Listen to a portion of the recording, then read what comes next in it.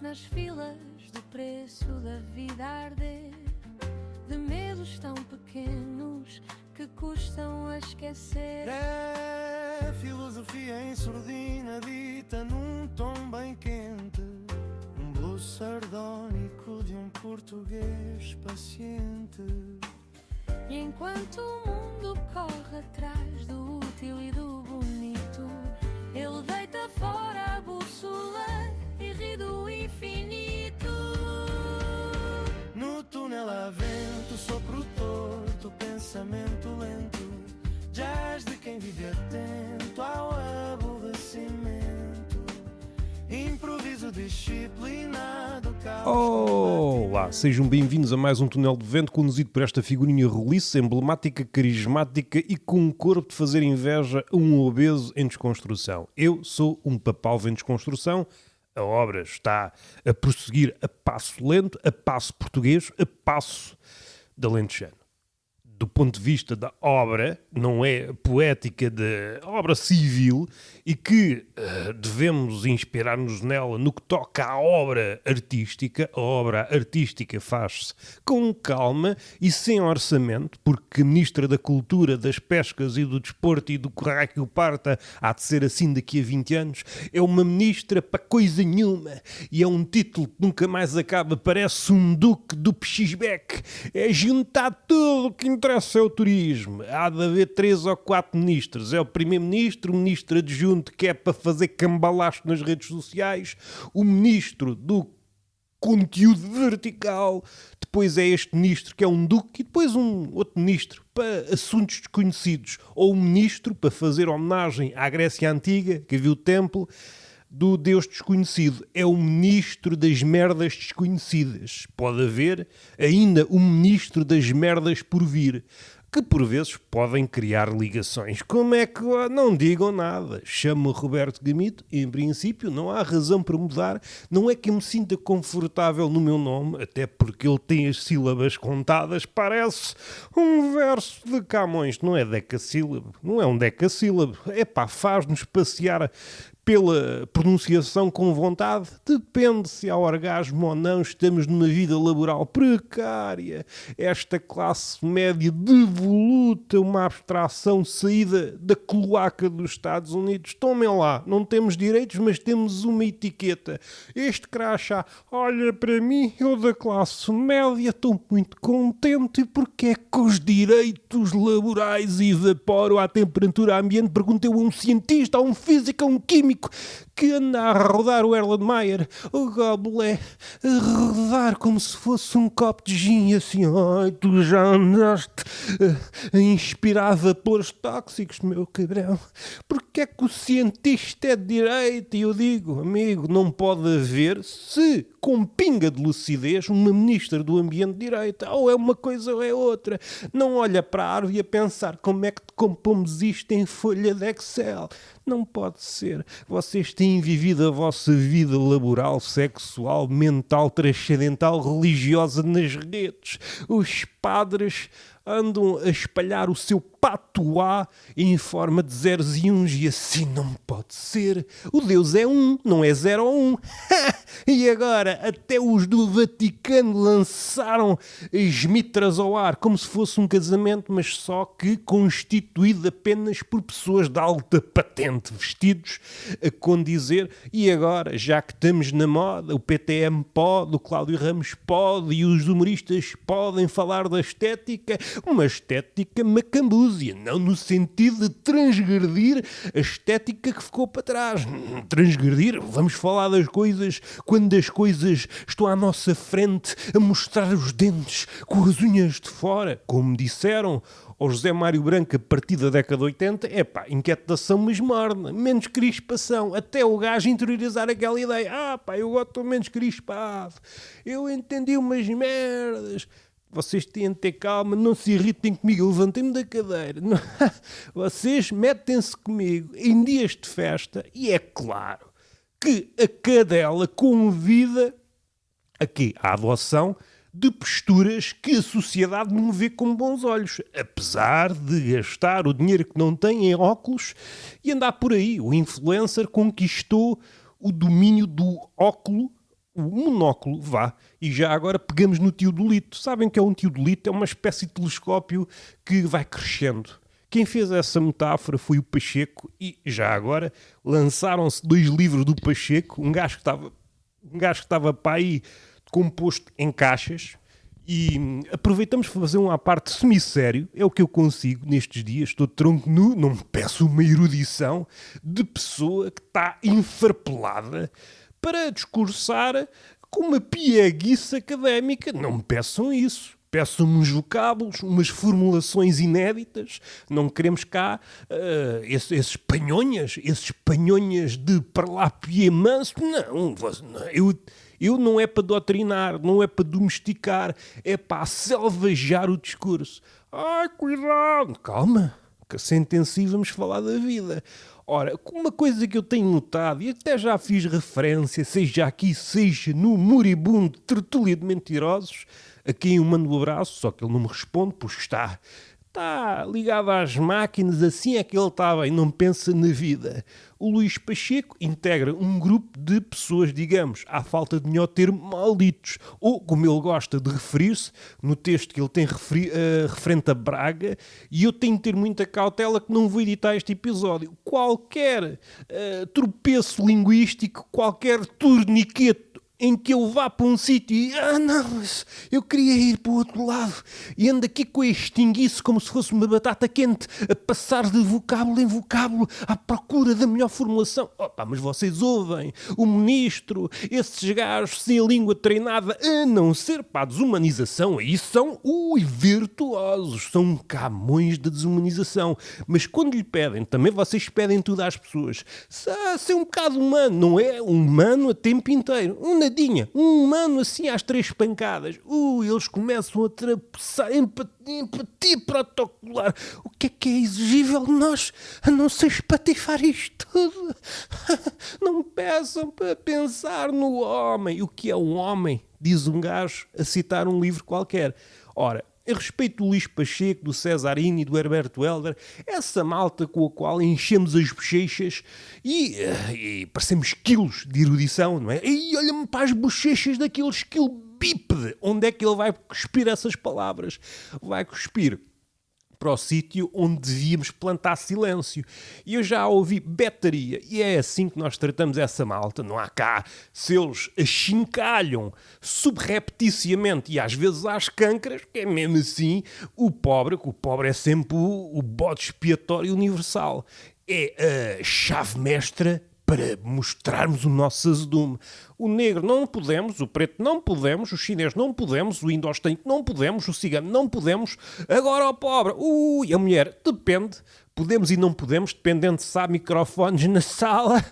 Eu, na minha intimidade, gosto de ter o microfone perto da boca. Agora, se me estão a gravar, alto lá, vá de reto.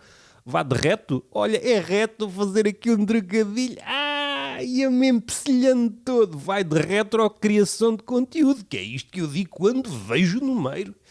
E penso, o que é que aconteceu à minha vida? O mundo está cheio de desgraças e eu a gravar conteúdo em torno do número. Aproveito para fazer uma referência a um podcast chamado Zelig, onde eu estou a decompor uma conversa já em 3 levas e ainda há de aparecer pelo menos uma quarta. Eu tenho de acabar aquilo numa quarta.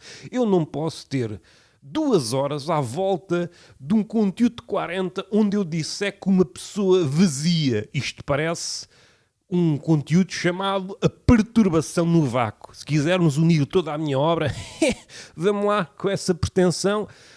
É tudo junto no dossiê A Perturbação no Vácuo. Era aquilo que a comédia à arte devia almejar. Vamos perturbar o vácuo. Estamos aqui todos reunidos, isto é muito alegre, como começam agora os literatos, os escrevinhadores, os escritores, os marketeers, tudo seguindo a mesma pauta decadente. Estamos aqui todos reunidos, é muito uma merda, pá, o mundo está tudo a acabar e vou estar descontente.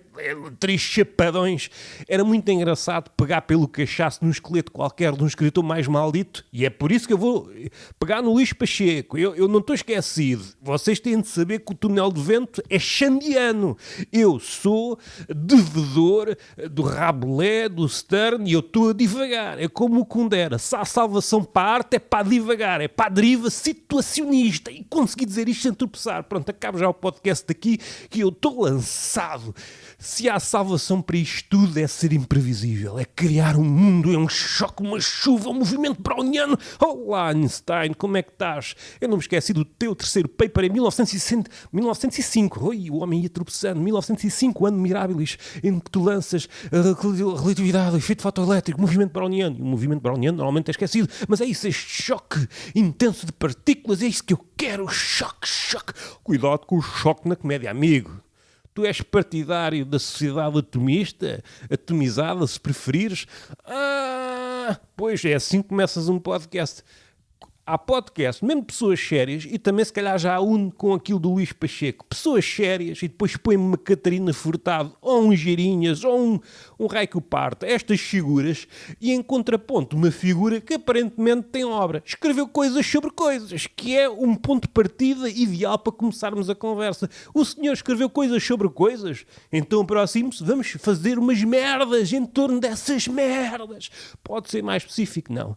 Isso dá tema para outro podcast, o mais específico.pt, vendido na Vinted depois a preço de saldo. Que é como quem diz, não posso comprar esta merda, está tudo bué da caro, meu. Façam-me uns saldos. Eu proponho acabarmos com estas cenas dos saldos.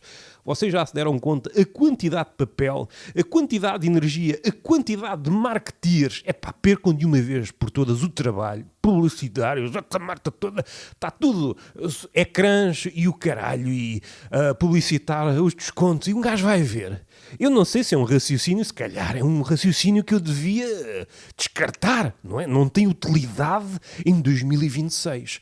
Umas grandes prangonas, uns números rijos, obesos norte-americanos, a dizer, isto nunca teve tão barato, sou da sua família, estão-me a humanizar, não é? Estão-me a humanizar os descontos. Eu não quero descontos humanos, eu quero descontos desumanos, que eu diga, foda-se, há um país que deve estar na bancarrota para vender o pepino a este preço. É isto que eu quero para a minha carteira. A minha carteira só quer a desumanização, quer ser como aquilo que vocês são no segredo do vosso celular, e que vão ganhando coragem, e se estiverem no topo da cadeia alimentar, que é como quem diz, engravatados até aos colhões, podem dizer, eu quero é que os pobres se lixem, tens cancro, 60%, 70%, não andas, estás todo enrodilhado, és uma múmia, vai trabalhar então, mas andas aqui, vai trabalhar, morreste, isso não é desculpa, vamos exumar-te, pomos-te uns andarilhos e pontapé no cu, vai trabalhar, vai trabalhar. Se um dia um gajo descobre a possibilidade de inventar Lázaros em catadupa, aquele efeito do Cristo, amigo,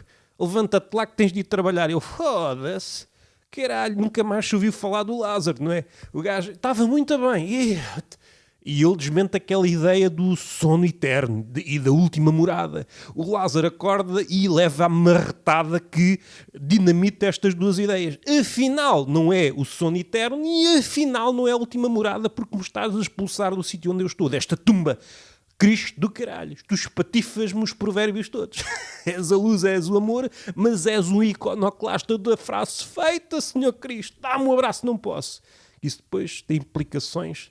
Andam os exegetas durante séculos e milénios. Ele cagou ou não cagou, ou abraçou ou não abraçou o Lázaro, um morto-vivo.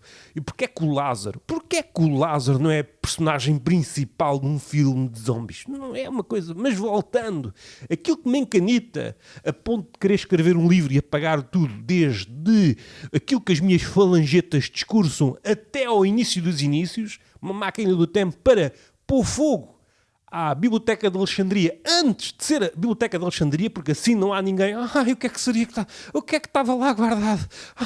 Não, aquilo às tantas era só manuais de instruções, todas as merdas. Aquilo não interessava, né? Por isso é que eles puxaram fogo aqui.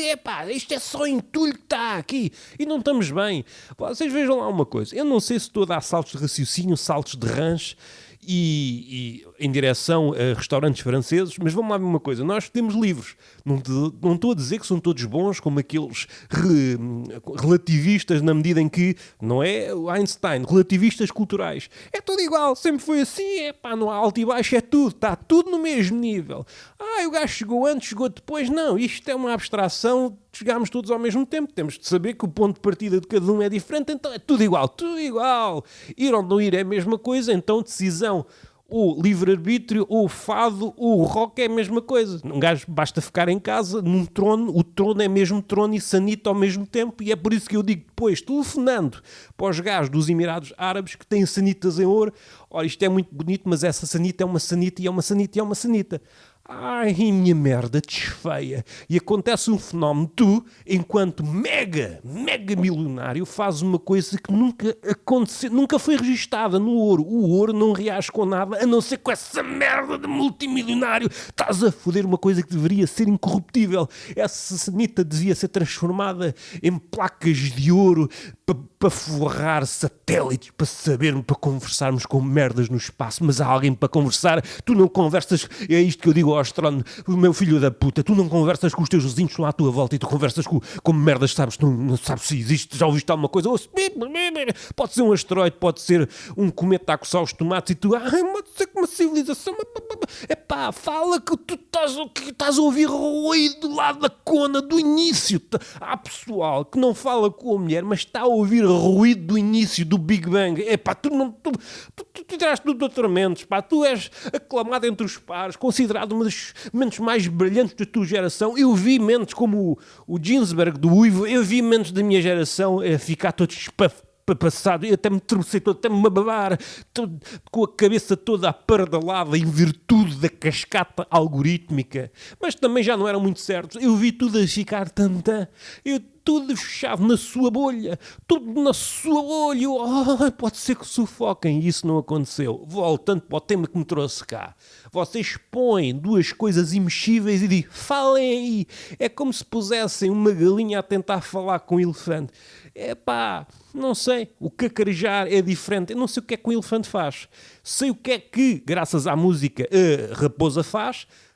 Não sei, por acaso não foi graças à música, eu sabia antes. Regoga. A raposa regoga, e às vezes eu também quando tenho de pigarrear. Mas esqueçam isso. Eu sou muito amigo das raposas, desde que descobri, sou uma espécie de contracultura no que diz respeito à fábula. Andam sempre ali, caraças, mas depois também aninharam-se junto ao Firefox, não é? E depois aí, como é uma empresa... Não vamos por aí, também não vou estar aqui a politizar a raposa da fábula, é só o que faltava, mas saía sempre por cima. Era ali uma... E que aprendi que não vale a pena atermos-nos às leis do jogo. Há sempre forma de subverter. E o gajo que subverte interessa-me sempre. Eu interesso-me em mim próprio. Olho-me ao espelho... Não devia estar aqui. Isto devia ser outra coisa.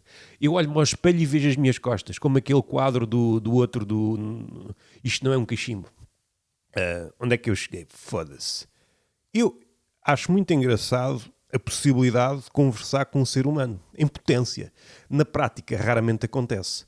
Em virtude destes cenários, uma cenografia do desgaste, chegamos acima de palco cansados, aproximamos-nos do outro cansado, pode haver ou não microfones, pode aquilo ser trasladado para outros formatos e chegar às nossas telas em formatos mais mastigáveis, em tranche, e depois pode dar-se o caso de pessoas que dão estes saltos de gabiru que eu nestes 30 segundos, 2 minutos consigo extrapolar e perceber o que é que aconteceu numa hora ou em 2 horas. 1 hora, 2 horas é uma conversa muito atípica, está tudo seccionado.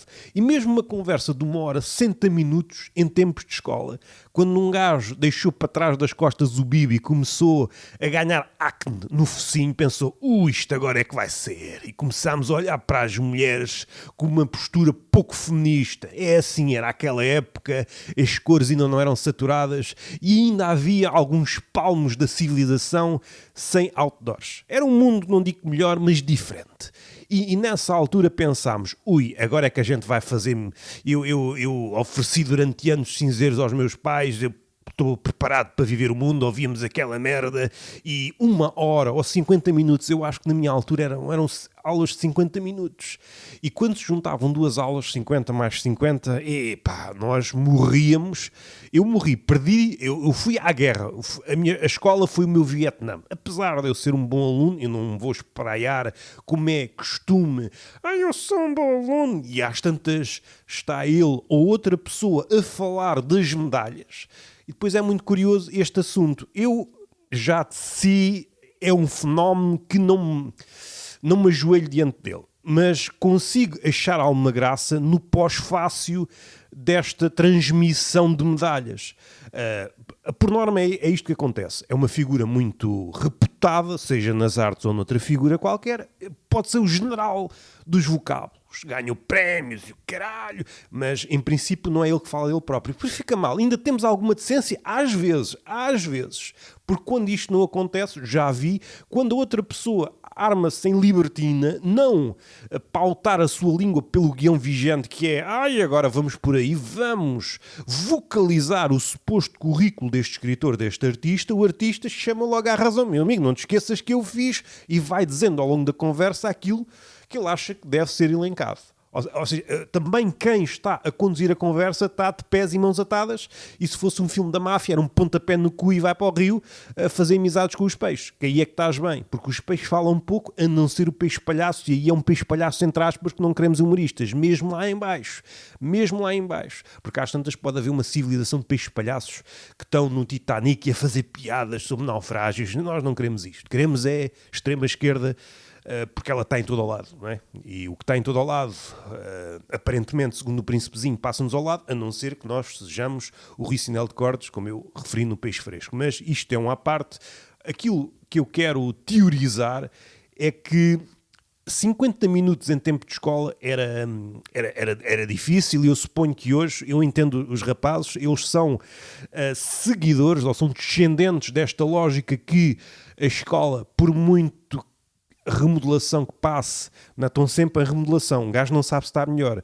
Eu acho que de 6 em 6 meses muda-se qualquer coisa na escola e há sempre alguém, devia ser mais prática, mas mais quê, pá? Eu estou a imaginar uma aula de educação sexual e há sempre um partidário da prática, mais prática, eu já estou com a picha mais prático que isto não dá. Mas isto é tudo prático, pá. A teoria enfada. Há pessoal que tem problemas com insónias. Não sei, a insónia fez-te algo mal. Aliás, a Sónia e outras mulheres. Tu és pouco feminista no que toca a mulheres com letra S. É o que eu te digo. Mas isto não faz sentido. Pronto, pautas a tua vida por sentido. Tu vais a Marrocos, vais à Índia, vais ao Nepal à procura de sentido. Se é, devias levar no sim, porque eles têm uma relação com um sentido que não é a nossa. Estão nos antípodas da concepção de sentido do ocidental. Fica já a saber, se eu soubesse disso, tinha comprado o bilhete. Pois, davas-me esse dinheiro e eu ia ver a bola. Ora, voltando à situação que é achar que 50 minutos é lixado a ouvir em tempos de escola, 2 horas... Isso por aí vai, e os descendentes, essa malta nova com a qual nós falamos só se tivermos um intérprete, ou se não acontece aquilo que aconteceu agora recentemente na Babel, não é? Naquele festival literário em que o Byung-Chul Han começa a falar em alemão, ninguém sabe alemão, e depois aparece a Catarina Furtado. Isto parece uma rábula dos irmãos Marx, não é? Isto é vaudeville. Aparece uma figura, quem é que está à espera? Não, o filósofo, aquele é o filósofo pop, mas é um bom filósofo, ou seja, aprendi muita coisa, mas está ali no limiar, não é um filósofo intragável. E que se ocupa dos assuntos atuais, e parece-me uma boa leitura, ainda que ele seja os marcos interessantes, a psicopolítica, a sociedade do cansaço, mais um ao outro, e depois tudo o resto são, como eu disse já noutros certames, são devedores desses livros âncora. Mas não é para falar da obra do Byung-Chul Han, é esse lado imprevisível que é parecer uma Catarina Furtado. É como se eu estivesse a fazer a minha omelete e de repente aparecesse uma Catarina Furtado. É exatamente do mesmo grau de imprevisibilidade. Não é expectável aparecer uma Catarina Furtado diante de um Byung-Chul Han. Porque, vamos lá ver, falhou aqui muita coisa. Se a orientação é quem é que vamos pôr em contraponto, eu não sei qual era a dinâmica, mas nem que seja o apresentar, que eu estava a falar na apresentação, falhou aqui. Será que não há mais pessoas? Eu não estou a dizer que a Catarina Furtado é analfabeta no tocante ao Byung-Chul Han, nem estou a dizer que é leitora ou não é leitora, não sei. Mas vamos supor, em princípio, há leitores mais capazes do Byung-Chul Han ou arredores, quem diz filosofia diz estas coisas, até pode dizer que a psicologia não presta, não é? É para mentes cansadas. A referência ao Byung-Chul Han. Ora, e parece-me que falhou. Nós queremos uma figura mediática. E aí fecha aquele raciocínio anterior que nós preferimos uma conversa com um contraponto de uma figura mediática.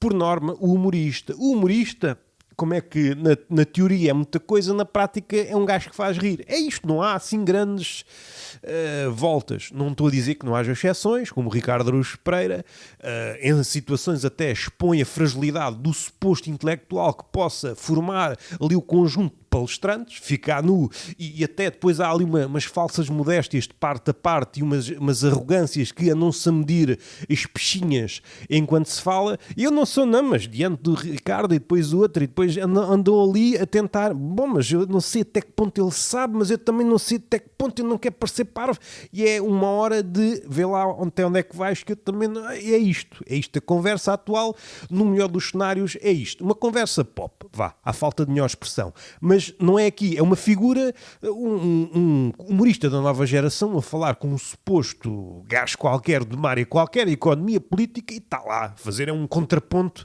porque é uma figura mediática que torna aquilo mais estragável. A orientação daquilo é, vamos tentar que as massas chupem isto, porque está esta figura que eles estão habituados a ver no outro registro mais mastigável.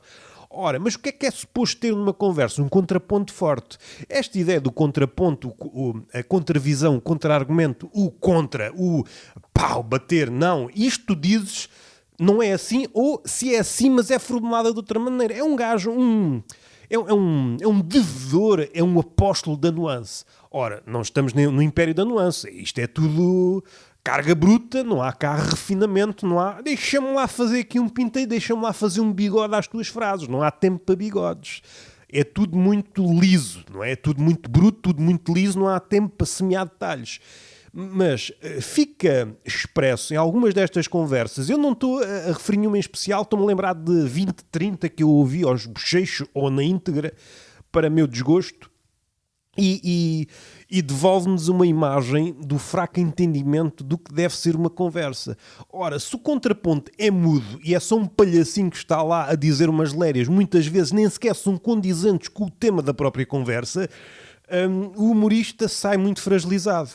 Em termos de piada, porque ao não entender o tema, também não consegue meter ali o bedelho humorístico no tema, não estou a dizer que engrossar o caldo dos argumentos, mas não consegue oferecer um contraponto humorístico, um bigode humorístico, não consegue, porque só está a dizer a lugares comuns, está a pontuar de lugares comuns, e só persiste porque a sua carga mediática é suficiente para ele dizer baboseiras atrás de baboseiras.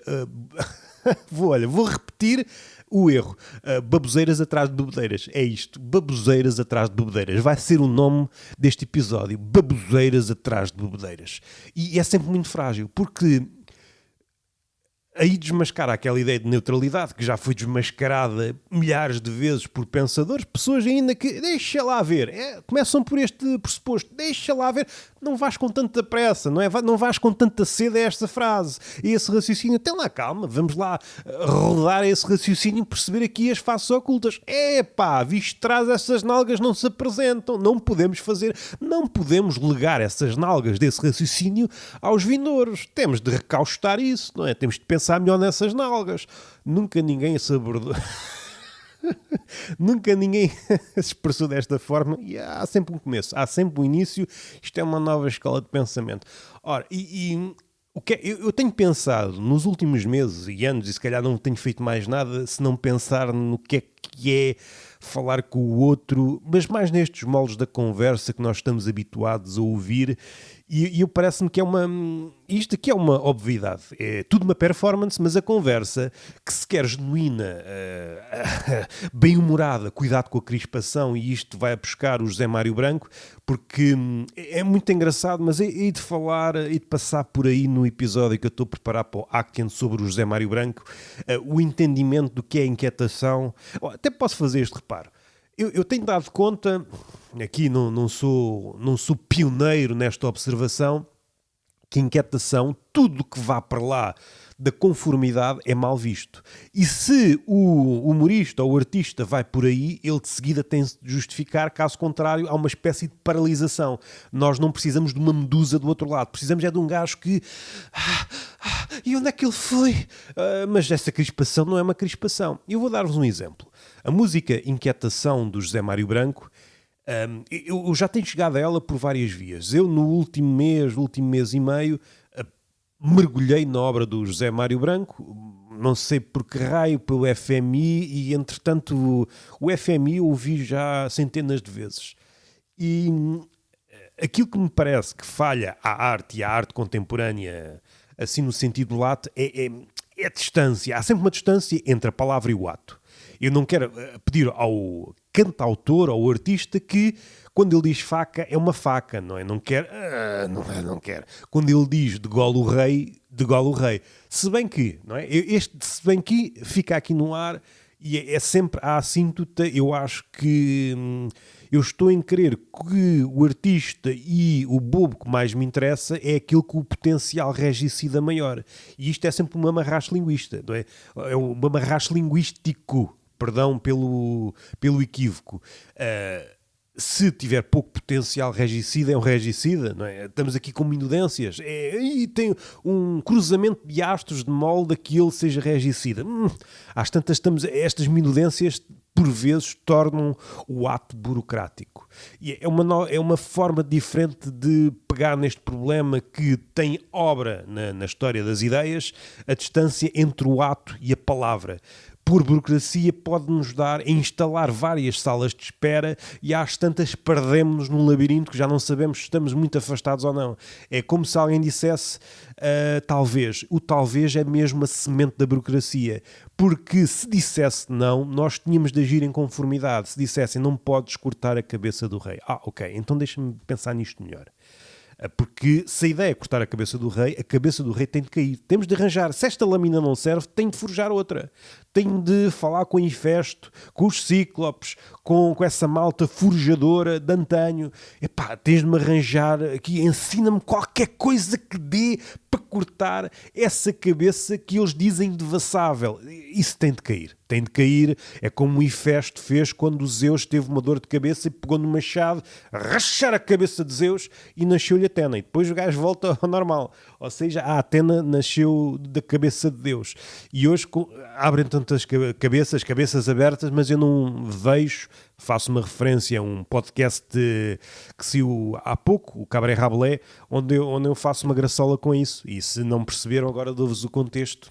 Aquele podcast é mais vertiginoso, não posso elevar à tona as entrelinhas. Vocês têm de respigar nas entrelinhas as referências e as combinações mais estocásticas. Ora, a conversa atualmente parece-me uma farsa. Parece-me uma farsa. E podemos partir de um ponto de vista muito óbvio. Não há quem ouça. Não há quem viva ou coisa do género. Não há quem ouça. Porque, em ouvindo, a conversa tinha mudado rumo. É muito difícil compatibilizar uma conversa. Se acreditar que aquilo é uma conversa, não podes seguir à risca um guião. Porque aquilo que eu noto é que queremos o lado autêntico, orgânico e humano e às tantas estamos só a adotar um manual de normas de uma empresa de inteligência artificial. O que é humano? É estas cores, é este coisa, vários videoclipes de seres humanos a abraçar. Na prática não tem nada a ver. Não tem nada a ver e depois aparece, eu estou a dispersar, mas isto faz parte do mesmo caldeirão. É o fosso entre aquilo que nós dizemos e aquilo que nós fazemos. O artista tem de ir por aqui. E eu já pincelo isto de outras formas. Eu agora vou atacar o mesmo problema, vou chegar ao mesmo ponto por diversos ângulos. Eu sou como as flechas persas a bater sobre o Leónidas, o espartano, quando há aquela chuva de setas e ele agora vou obscurecer o céu e o Leónidas disse não faz mal, eu prefiro lutar à sombra. Qualquer coisa deste género. E isto foi transcrito no filme do 300, mas aconteceu historicamente. Isto está registado historicamente. Pode haver aqui diferenças de pintelhos, mais ou menos esteticista, mas a coisa é que houve uma nuvem. Pronto, não é por aí que eu quero ir. Importa-me falar sobre a conversa, a performance e como facilmente é desmontável. Eu queria ir para outro sítio e agora perdi-me. E isto tudo para dizer que o humorista, enquanto contraponto, é frágil. O humorista, quem diz humorista diz outro, porque em não havendo possibilidade de ouvir, também não há possibilidade de crítica, então simulam-se dois diálogos, quando na prática, se nos distanciarmos criticamente, vemos que são dois miólogos, ia dizer dois miolos, ia dizer uma espécie de um neologismo, miolo com monólogos, mionólogos, não sei, enfim. não tenho vocação para ser miucoto, embora, bom, também não quero ir por aí que eu ia dispersar para o outro lado. Esse tipo de conversa não me interessa. E eu estou sempre à procura de uma conversa que me interesse. Porque toda essa patina criada pelaquilo que é suposto ser humano, entramos por uma das críticas que eu faço aos comediantes betos. E aqui há dois níveis de leitura. Estão a falar de coisas que nunca viram, que nunca entenderam, que nunca leram, e da forma mais higiênica possível. E isto faz-me... dá-me aqui uma espécie de revolução nas tripas. Está tudo mal.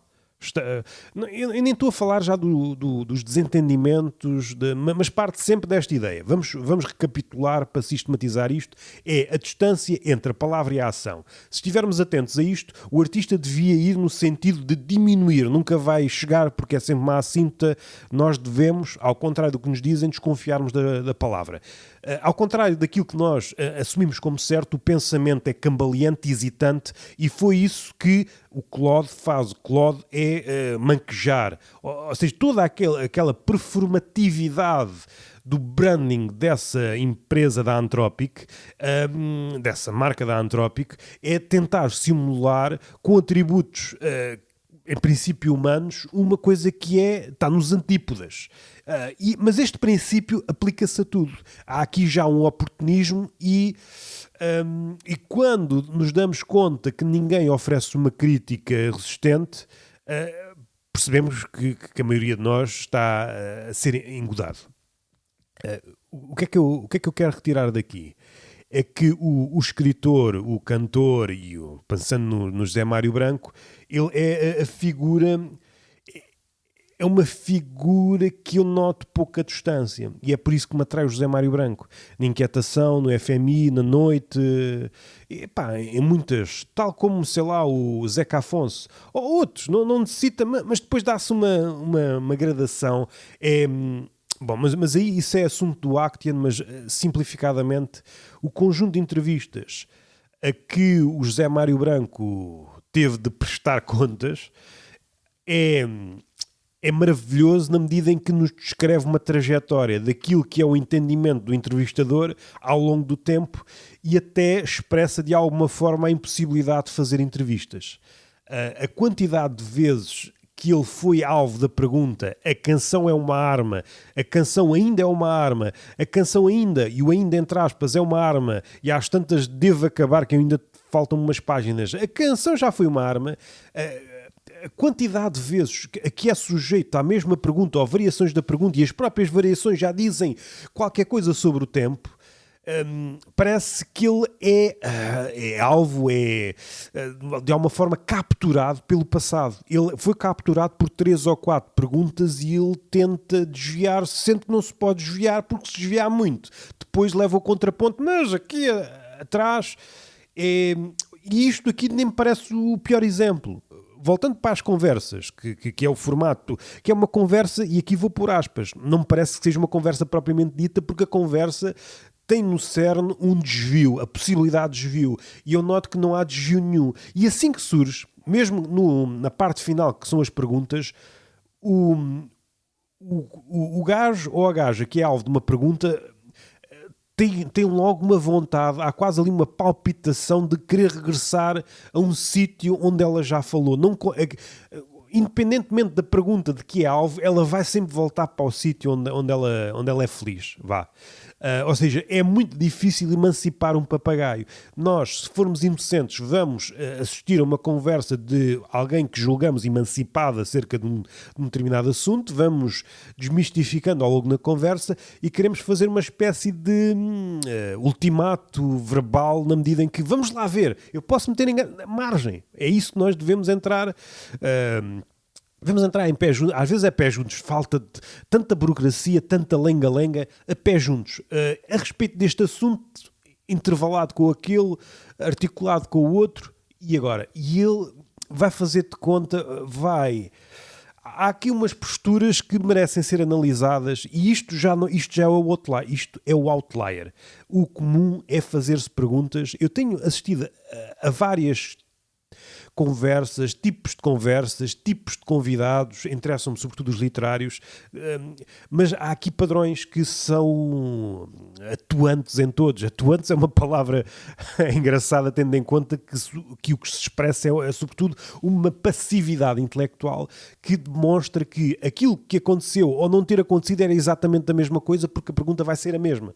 É como se não tivesse ouvido nada. Há a cena da inteligência artificial, podem estar dois gajos a falar de pássaros, que esta é a pergunta, e eu já faço apostas e eu acerto quase sempre, é sempre a primeira pergunta, mas a inteligência artificial, ou esta é já atípica, é já uma muleta, de há uns anos esta parte, é sempre, independentemente, pode ser um biógrafo de alguém, qualquer coisa, e vai buscar, e eu já vi isto a acontecer vezes sem conta. Depois é o fenómeno de não ouvir. E eu não sei se isso abala o escritor ou o artista que teve, melhor ou pior, a expressar-se o seu ofício, dependendo, depois também tem que ver com aquele gajo que está a acompanhar. Esse aí também tem algum mérito ou demérito da conversa ter ido para ali ou monólogo. Às vezes é só um monólogo acompanhado por um tipo que dá umas merdas, que diz os prémios, como eu disse há pouco. E aí, voltando à conversa anterior de 1 hora, que parece muito, mas se no início é uma apresentação larga em que estamos a descrever o currículo e dizemos coisas e tal, e depois agradecer ao espaço, e agradecer à pessoa do espaço, e agradecer ao presidente e à mãe do presidente, porque se é a mãe do presidente, o presidente não tinha nascido, e à avó do presidente, e ao cão do presidente, porque se não tivesse boa saúde, ele se calhar não... Ou seja, passam 15 minutos. No final já não é bem nada, porque há sempre aquele... E já estamos a passar do tempo. E quando... A conversa, supondo que é 1 hora, aos 45 minutos já estão a dizer, epá, já estamos, calma. Então vocês estavam à espera de falar aqui 15 minutos? Ou seja, quando a conversa, por vezes, começa a ser boa, que é rara, temos de acabar. E aí é a impossibilidade de ir fundo nos temas. E todos os temas há essa possibilidade. E há temas que, em virtude da sua natureza, pediam uma conversa maior. Não há conversas de e agora vamos ficar uma tarde a falar destes assuntos.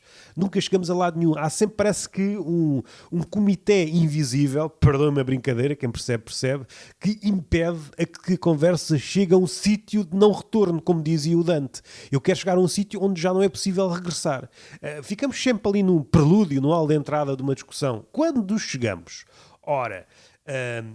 O que é engraçado que eu tenho visto várias vezes, normalmente é este guião, é a pessoa que apresenta vai desbobinando os feitos, as proezas, o prémio da pessoa, está ali, e nós, se formos inocentes, e eu estou a ficar ranhoso, tenho de acabar isto, podemos ficar com a impressão que e a grande pessoa, e o quê? Conseguiram trazer o Buda? Eu vou conhecer o mundo, vou conhecer-me a mim próprio. O gajo abre a boca.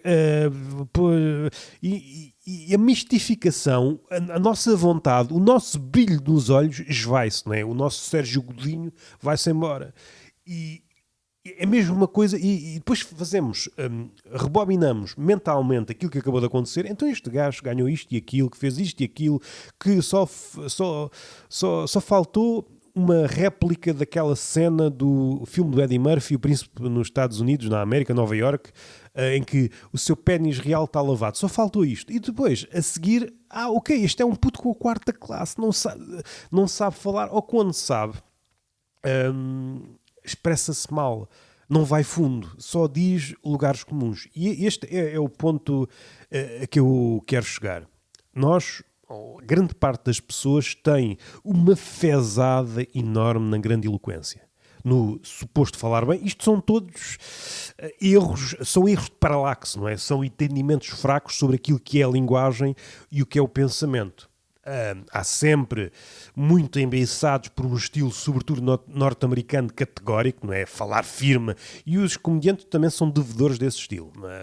Mas ali não há pensamento. Aquilo é facilmente desmontável se pararmos a frame isto não é nada, isto não é nada, isto não é nada, isto não é nada. Não é nada em termos de informação, se for informação, não é nada em termos de comédia, porque o texto é fraco, está frágil, a construção está frágil, não inspira nada, isso já foi feito, isto é um pastiche de um pastiche de um pastiche, isso é um palimpsesto de coisa nenhuma, é um palimpsesto de prosa manca, não é? Prosa manca, debaixo da qual há prosa manca, é um cadáver feito de cadáveres, não é um cadáver esquisito, é um cadáver feito de entulho. E que, como já vivemos numa época pós-Joana Vasconcelos, já não podemos ver isso enquanto arte. Se houver olhar crítico. E depois surgem figuras que sempre foram diferentes disto. E há um padrão. Eu não estou a dizer que figuras grandiloquentes não podem ajustar o pensamento e o pensamento estar à altura. A forma como expressam está à altura do pensamento. Mas, por vezes, o que surge da minha experiência e daquilo que eu leio, as coisas não estão necessariamente ligadas. O ato de falar bem não está ligado ao ato de pensar bem. E aquilo que, por norma, acontece em todas as esferas, seja cientistas, literatos, escritores, artistas e por aí vai, sobretudo quem tem um grande entendimento na linguagem sabe que a linguagem é problemática, é mesmo problemática. E por isso é avançar a custo, porque aquela palavra, ao ser usada, vai-me fazer conduzir para um lado, em vez de outro, em detrimento de outro, e vai-me pôr em maus lençóis, vai-me conduzir a certas armadilhas. E aquilo que um pensador faz é estar ciente do problema da linguagem e avançar a custo. É sempre um avançar a custo.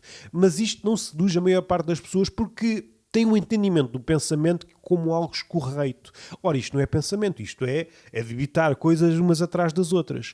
E isto nota-se. Em qualquer conversa podem fazer este exercício, e duvido, já não me recordo quem é que disse, de um livro mau podíamos cortar partes e fazer um livro bom. O contrário também já foi dito, de um livro magistral podíamos cortar as partes piores e fazer um livro mau. Depois, consoante as escolas, mas podem fazer este exercício numa conversa que é dar-se conta da fragilidade do discurso, não é? Da suposta agilidade verbal, cortam aquilo, não passou de um lugar comum. Aquilo já foi dito.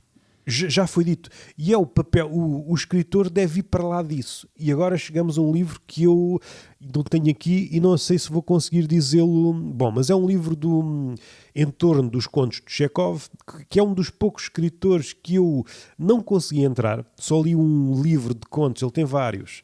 E aproveito aqui para dizer uma trivia.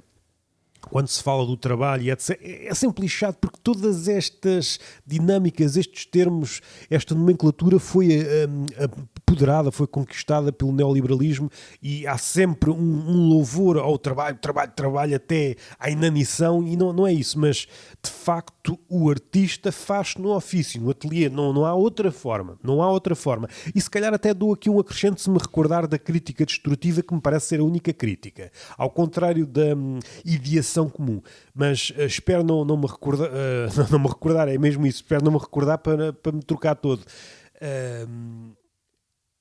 Aquilo que agora perdi-me, ok, os contos de Chekhov. Os contos de Chekhov não foi um escritor que eu tivesse lido com gáudio.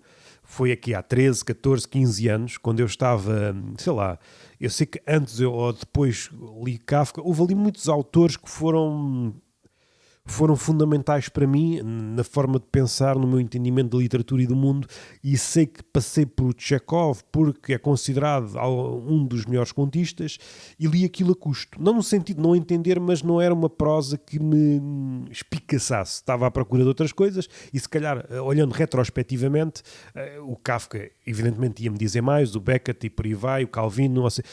Mas agora parece-me que já consegui abrir as pupilas para ver o que há de bom no Chekhov.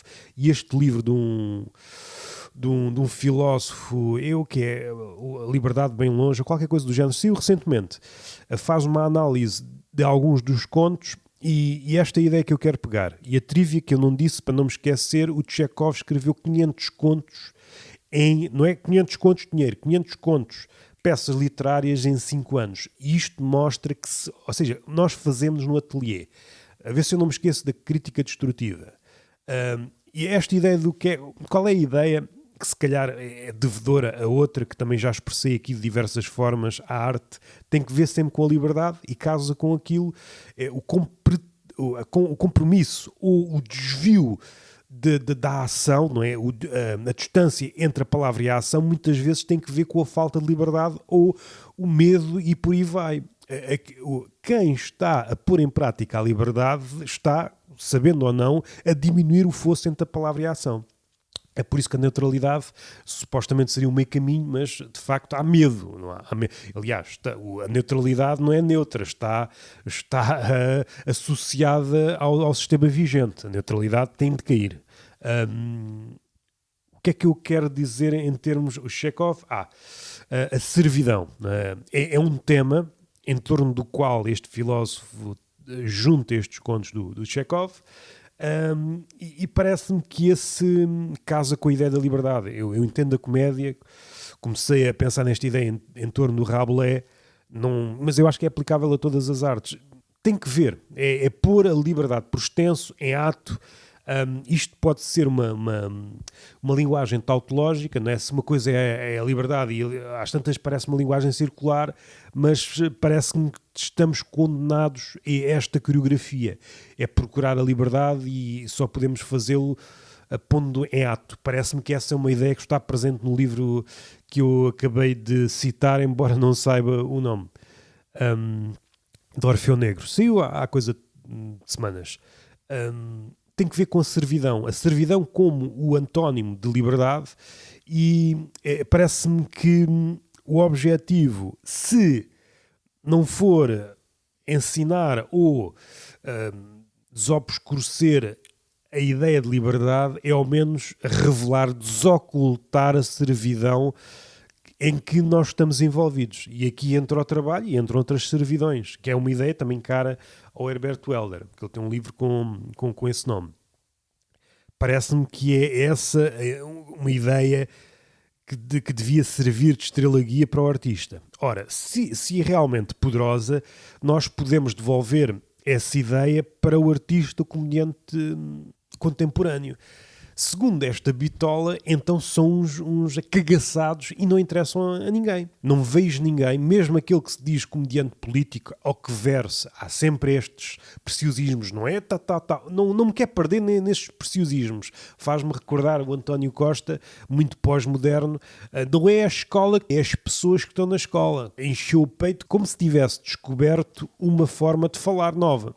Isto, o que é que eu quero dizer? Se o artista não está interessado, ao menos, a desocultar a servidão, a trazê-la à tona para que seja percepcionada enquanto tal, e depois dá a quem ouviu isto, cada um depois age consoante aquilo que quer agir, ok, conforma-se ou não se conforma, e entramos a saltitar naquela ideia de Canetti, o homem só está em dois modos, ou em fuga ou em luta, aí decide continuar a fugir, que é como quem diz esquece ou recalca, ou então iniciar a luta, que pode ser um processo moroso, também no entendimento do Chekhov.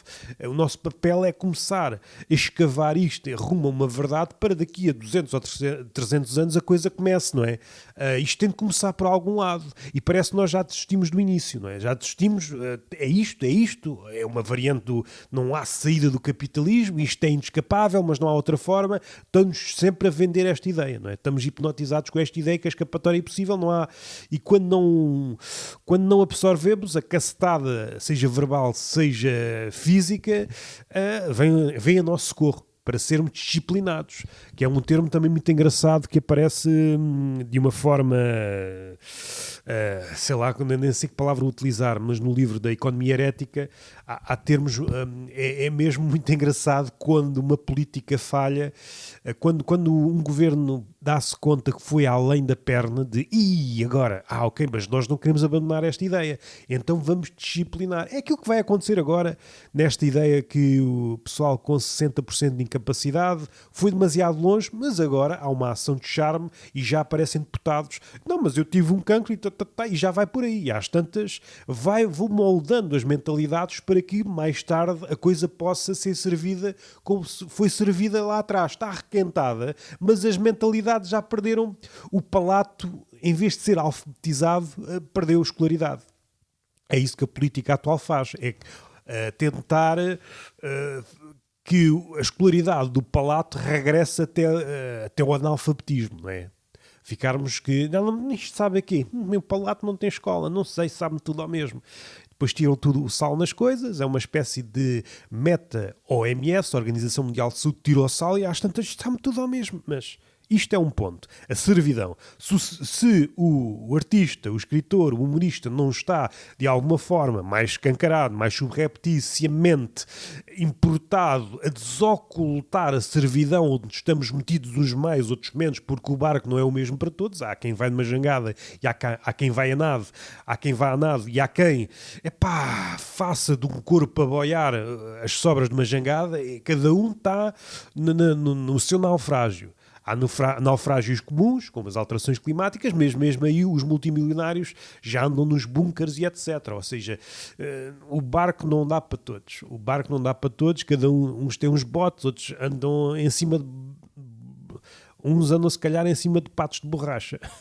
E voltando para a situação da conversa atual, não é isto que está a acontecer, pá. Não é isto que está a acontecer. As conversas são minguantes a nível de... são desesperantemente vazias. Em todos os temas. Nós deixámos enredar pelas platitudes. E quando eu ouço a comédia não deve ser política e por aí vai... Primeiro, eu não sei... Quando tu não és supostamente político, tu estás a ser político segundo a ideia vigente, não é? É a típica ideia do Montenegro, menos política nisto aqui. Mas o que ele está a dizer é menos dessa política de esquerda no meu discurso de direita. É isto que ele está a dizer. E é isto que os comediantes dizem, às vezes sem saber. Ora, qual é o meu ponto? É necessário conversas maiores, porque aquilo que uma das prémio Nobel disse há pouco tempo, Olga qualquer coisa, que os livros estão a ficar cada vez mais simplificados e por aí vai, a nossa apetência para conteúdos cada vez mais curtos, consumidor, é isso a prática do consumidor. O consumidor não quer atacar o inabordável, ele quer... Para pegar de uma coisa, a coisa tem que ser com dimensões apreciáveis, no sentido em que são opulentas, olha para isto, estou aqui, mas eu tenho de conseguir agarrar, tenho de puxar da prateleira. Simplificadamente. E não sei, estas conversas atuais, nas dimensões atuais, com a vontade atual, com a fome atual, com a impossibilidade de reviravoltas, com a impossibilidade, independentemente do tema. Isto não é necessariamente vai por aí fora. Porque, ao contrário do que se diz, uma coisa mais leve, o que não faltam, isso são conversas leves, isso abunda, aí a pontapé. O que falta são conversas mais encorpadas, corpulentas, em que um gajo é de lá, porra, ou vim depenado ou vim mais cheio, até saímos da conversa a arrotar, estou satisfeito. Isso é que é raro. E nós, se houver uma vontade da nossa parte de procurar esse tipo de coisas, nós vamos ficando angustiados porque vamos saltando de sítio em sítio, ouvimos escritores, ouvimos psiquiatras, ouvimos não sei o quê, e percebemos que isto parece a pátria do meio caminho, não é? Em havendo possibilidade, às vezes é um quarto de caminho, 11avos de caminho. Ficamos aquém e perturbantemente aquém.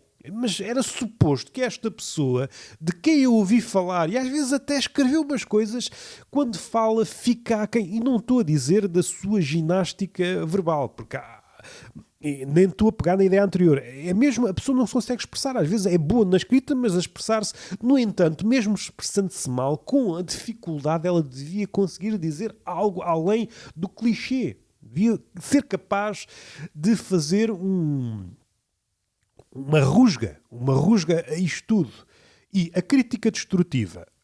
Eu acho que tive esta epifania há coisa de semanas quando estava a ler uma Eletra e uma arquiteta fala dos seus tempos em que estava a acabar uma tese qualquer e disse que o episódio marcante na sua vida foi quando recebeu uma crítica que a dinamitou. Ela que pensava que era a aluna prodígio, etc, apanhou um gajo muito severo na apresentação da tese e dinamitou aquilo. E ela passou mal durante não sei quanto tempo, etc. Estava no idílio, não é? Estava no idílio, construiu ela própria e os outros, tu és um gênio, acima tá. Essas coisas que nós ouvimos aí, nós nunca nos chegamos a estas palavras porque depois isto é um peso e nós temos as costas fracas, não queremos esse peso. Mas andamos aí nas ficções, porque se cooperarmos essa ficção, depois sabemos que o outro que foi ovacionado também nos há de ovacionar e é o círculo de legitimação. Eu digo que tu és bom, depois devolves-nos e andamos todos encantados com uma ficção de grandeza, não é? Somos Gullivers postiços que um dia, caraças, os liliputianos vão trepar por vocês acima, caraças, são 100, são mais de 100, são mais de 1000, como diz o outro. Mas ele no sentido contrário. Mas o que é que eu quero dizer? Há uma pobreza em termos de crítica. Isto aqui é mato, não é? Não há, o comediante então tem uma alergia à crítica. Tudo o que não vá no sentido de um discurso de uma cheerleader, ele fica perturbado. No dia seguinte parece que levou uma carga de porrada, não é? Ele não está habituado, e por isso fecha-se, e em torno dele só há yes men e por aí vai, quando de facto só está a fazer bacuradas e baboseiras e bebedeiras, como eu disse há pouco. E o que falta é mesmo crítica destrutiva. E esse artigo, essa espécie de ensaio autobiográfico dessa arquiteta presente nessa revista da Eletra, já não sei, o número era relativo ao quê, já não me recordo. Não sei, gosto? Será o gosto? Talvez seja o gosto. Ela, após recuperar desse trauma, atirou-se ao ateliê de uma forma e de facto tornou-se aquilo que achava que era antes. E ela agora, olhando retrospectivamente, foi a melhor coisa que lhe aconteceu. E eu suponho que isto faz falta. Há pessoal encandeado com uma suposta grandeza que não existe, dele próprio. Não é? Está a viver ficção, tu és bué da bom, sim, e às tantas está a repetir a mesma coisa. E se levasse uma marretada, mas a sério, de pessoas que ainda há marretada, não é uma marretada iletrada, é de alguém que tem horas e horas de marreta e horas de ateliê. Esta ficção de grandeza, por vezes, leva-nos aos píncaros na ideia de eu estou sozinho. Eu habito um cume e não tenho vizinhos, mas há mais cumes mais altos, e antes de tu chegares ao cume, se calhar já estava lá outro que desistiu e preferiu viver no sopé. É uma ilusão que nos envaidece, sim, não é? Abrimos o cu, parecemos um pavão cheio de olhos, mas esses olhos são todos míopes. A Era não quer nada connosco. A crítica mais construtiva que esta arquiteta recebeu foi esta crítica destrutiva a ponto de abalar, dinamitar todas as certezas. E isto pôs-me em causa esta ideia que nós usamos. É aquilo que nós palramos porque ouvimos outros palrar e repetimos, já não exercemos crítica sobre a ideia de crítica. Não é? Eu acho que a única crítica, eu vou ser mais radical em torno desta ideia de crítica, a única crítica construtiva que existe é a crítica destrutiva. Fiquem com esta, apreciem-na, podem destruir-me, podem fazer tudo, mas está aí. Ora, voltamos e fechamos com... Temos o Luís Pacheco e temos o Byung-Chul Han. Aconteceu esse fenómeno. Eu hei de falar talvez no Peixe Fresco, mas resumidamente criou-se uma situação em que a impossibilidade daquilo acontecer.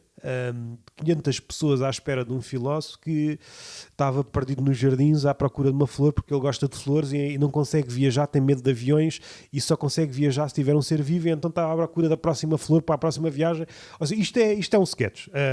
Portugal, o meio supostamente cultural é um sketch. Depois aquelas figuras com os livrinhos do Byung-Chul Han. Bom, isto seria, talvez vou espalhar isto noutro enquadramento que me parece um episódio mesmo marcante daquilo que é a cultura em Portugal. É performance, e daí porque raio é que há uma Catarina Furtado e seria útil falar com o Byung-Chul Han. Ele tem olhado para o mundo com olho crítico, que uma redundância se pensarmos no filósofo, e coisas do dia-a-dia, coisas que nos atacam, o consumismo, o cansaço, o burnout e tal, e perceber até qual é a sua ideia sobre o sítio concreto onde está a palestrar no Porto. Porque é um sítio que é pode ser criticável a vários níveis segundo as ideias que ele próprio foi plasmando nos livros. E das duas, uma, ou ele está completamente aliado, que me parece ser o caso, é aquelas figuras, aquelas rockstars que estão em tour e já não sabem, olá Paris, e quando dizem, não, isto é Bobadela, ok, olá, um sítio qualquer, sítio X, ei. E o pessoal já ri porque, pronto, isto é tudo um game, como se costuma dizer. É mesmo... É mesmo engraçado, é mesmo engraçado. Certamente aquelas pessoas, como eu noto, não leram nada do Byung-Chul Han, e aquelas que leram, bom, não indo por aí, mas certamente grande parte daquelas que estão ali não leram, sabem que é uma figura que é falada, então vamos ali e saem dali tal qual entraram. Porque aquela conversa não é uma conversa, aquilo é uma espécie de brochura oral e que ele leva para todos os lados. Isto é o Byung-Chul Han, leu aquilo, sociedade cansada, foi engenheiro não sei o quê, coreano, foi para a Alemanha, e às tantas, olha, passou uma hora, não falámos nada sobre o mundo. Eu tenho aqui umas ideias sobre a gentrificação, mas ainda estou num sítio que está a pôr isso em prática, está a escorraçar uma mesquita, não é? O pessoal da mesquita, para alargar, porque a biblioteca, nunca se esqueçam que é um templo da inclusão e tem ideias proto-humanitárias antes do humanismo, já a biblioteca e dentro dela essas ideias, mas não se esqueçam, isto vai tudo daqui para fora porque nós temos de expandir porque o turismo é que está a dar. Ok. Fazem falta figuras como existiam. Isto está a acontecer e agora? Falamos sempre atrás de um biome, sempre com uma mão à frente e que nos abafa, não é? E o que sai são coisas muito mansas. Isto é um ponto, há de avançar talvez para o peixe fresco, e quer terminar com o Luís Pacheco. O Luís Pacheco, que era um gajo que estava para aí enredado entre amoias, era uma coisa que eu, apesar de já ter lido muitas coisas que estão aqui, mas juntas não, era uma complicação ler, por exemplo, a Comunidade. Eu, por acaso, tinha a Comunidade, mas estava a atingir preços exorbitantes e era um escritor que se ouvia falar entre os literatos, mas era dificilmente acessível, como há outros. Há outros e muitas vezes são as viúvas do escritor que impedem porque acham que aquilo... Às vezes são questões do próprio texto. Eu aqui, ao certo, não sei se é um misto das duas coisas. O próprio escritor é problemático, um escritor maldito, e é sobre esse prisma que eu vou atacar. Pelo facto de ser um escritor maldito, é expectável que ele encontre residência em certas bocas. Não é que eu achasse imprevisível ou inaudito se conhecesse um agente da PIDE em contexto familiar e ele falasse das obras supostamente proibidas. Isso possivelmente acontecia, mas oficialmente a coisa seria outra. Ele não ia falar abertamente de obras que supostamente censurou. Parece-me que não. É a diferença entre discurso oficial e discurso oficioso. Mas isto ainda não é bem a forma de atacar isto. Há outro enquadramento. É o suposto prestígio que estes autores marginais, como o Luís Pacheco, o Cesarino e o Herbert Welder, mas mais esses dois que eu já ouvi a miúde na boca de comediantes betos. Ora, aqui parece-me que há um problema. Eu não estou a dizer que devemos interditar estes escritores, até porque isso seria impossível, mas... Eu quero falar deste assunto por alto, na medida em que parece-me que é um fenómeno mais lato, a instrumentalização e uma espécie de amestrar um bicho selvagem. Isto acontece com todos os autores, sobretudo autores mais selvagens. O sistema, e que o sistema no sentido mais corriqueiro do termo, tenta trazer para eles, não é? Nem que seja seccional, mesmo o Pessoa pode ser venenoso se for agarrado em certas partes, não é? Podemos mostrar uma parte mais inócua do Fernando Pessoa e servir os nossos interesses. Até podemos fazer, em virtude da repetição, uma parte mais explosiva do Fernando Pessoa e tentar diluir, umedecer com esses lábios cheios de saliva, vamos umedecer a pólvora do Pessoa até que não haja possibilidade de explodir. Ora, mas isto... Há aqui uma mistura de dois fenómenos que é usar estes nomes porque alegadamente são prestigiantes na medida em que exibem uma espécie de contracultura com a qual eu me quero associar à superfície, mas na prática estou bem longe disso, estou nos antípodas disso. Por exemplo, o Geirinhas, que eu já ouvi algumas vezes, ou o Carlos Coutinho Vilhena, está nos antípodas disso. É mesmo um curto-circuito que, tendo em conta a figura que é o Luís Pacheco, se ele estivesse vivo, ele dinamitava isto com uma pinta, mas ele se o fazia a escritores que basta... Ele se o fazia em escritores que tinham um juízo em torno de certos escritores, ele tinha um discurso oscilante, por exemplo o Saramago umas vezes gostava, outras vezes não, o Virgílio Ferreira também, depois havia outros, por exemplo Cesarini, aí era mais unânime, o Herberto Helder, muito poucos em que ele tinha um sim contínuo, era sempre um sim talvez, merda, sim, não, merda, era alguém que diante de um canhenho, se não lhe agradava, por vezes era bruto, mas ia por aí e com fundamento. E se ele tivesse a assistir isto em vida, seria lindo.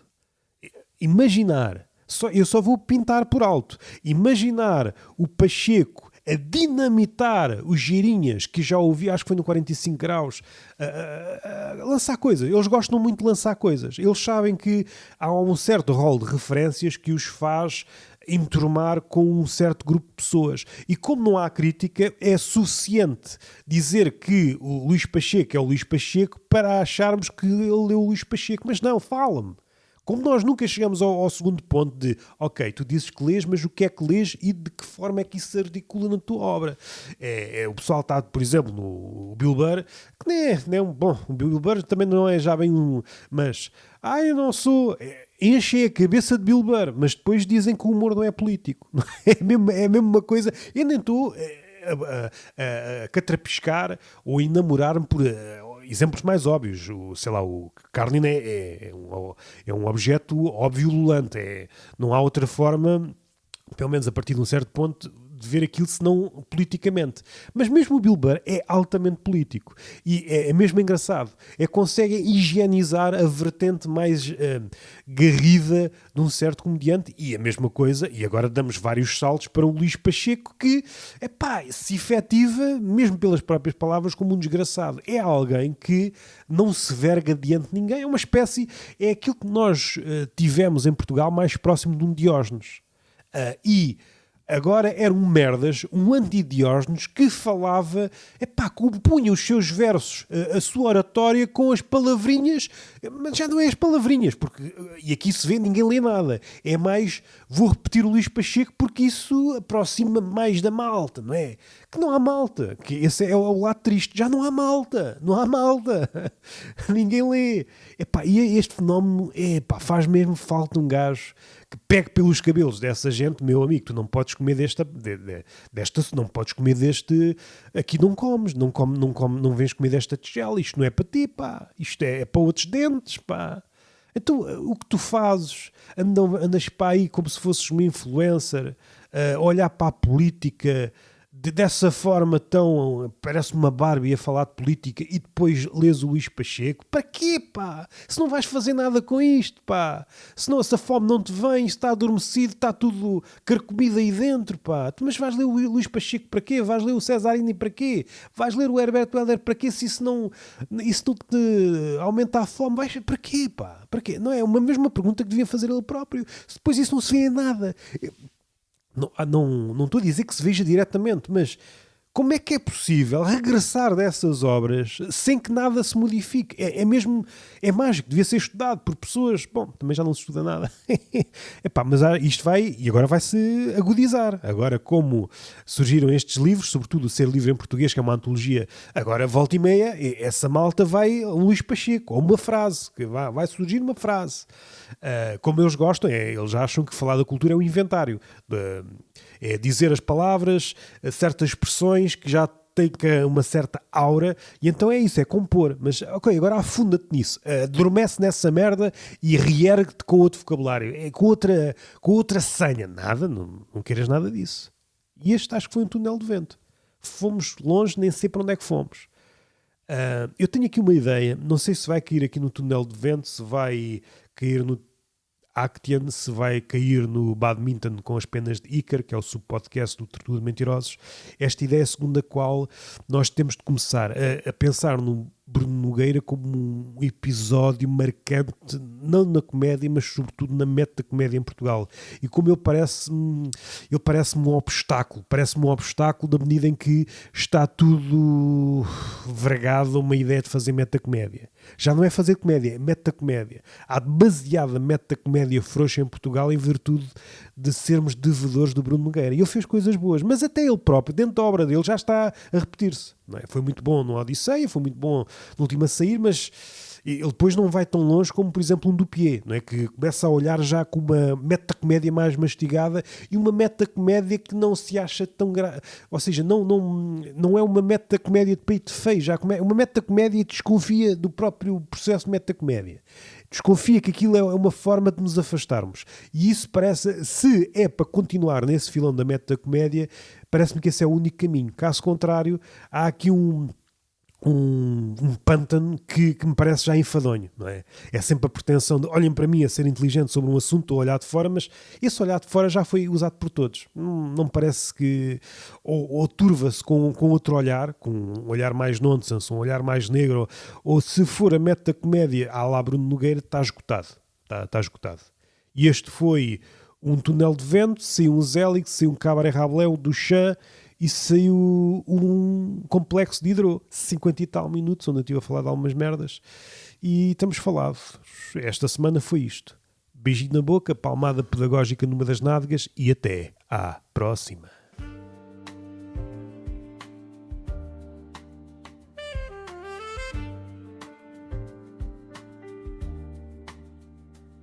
Fala de velhos nas filas, do preço da vida a arder, de medos tão pequenos que custam a esquecer. É filosofia em surdina dita num tom bem quente, um blues sardónico de um português paciente.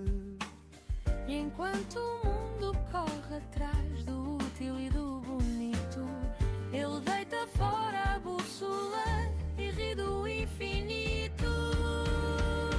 No túnel há vento, sopro torto, pensamento lento, jazz de quem vive atento ao aborrecimento, improviso disciplinado, caos, combatimento.